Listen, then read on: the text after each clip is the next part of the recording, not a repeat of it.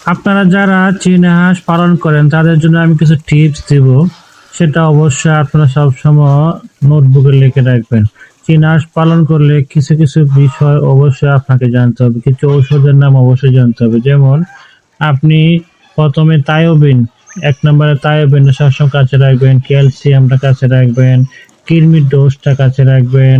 তারপর বাচ্চাদের জন্য লাইসোবিট খুবই গুরুত্বপূর্ণ, জিঙ্ক, এই ৪-৫টা ওষুধ অবশ্যই আপনাকে সবসময় কাছে রাখতে হবে। অথবা নাপা, নাপা সিরাপও অনেক উপকারী। আপনার কোনো হাঁসের যদি জ্বর আসে বা কারো কোনো শরীর খারাপ থাকে তখন একটু সিরাপ, নাপা সিরাপ খাওয়াই নেবেন, তাহলে দেখবেন আপনার হাঁসের রোগটা একটু কমে যাবে। তো এরকম কিছু কিছু ওষুধ আপনাদেরকে আমি সাজেস্ট করে দিলাম, এগুলো সবসময় খাবার করলে অবশ্যই কাছে রাখতে হবে, তাহলে আপনি নিজে নিজে কিছু ট্রিটমেন্ট করতে পারবেন। আর হচ্ছে আপনার পায়খানার জন্য, খারাপ পায়খানার জন্য কিছু পায়খানা ওষুধ কিনে নেবেন, যেহেতু চুনা পায়খানা যেগুলো করে, অথবা পাতলা পায়খানা, এগুলোর জন্য কিছু ওষুধ নিয়ে স্যালাইন নিয়ে রাখবেন।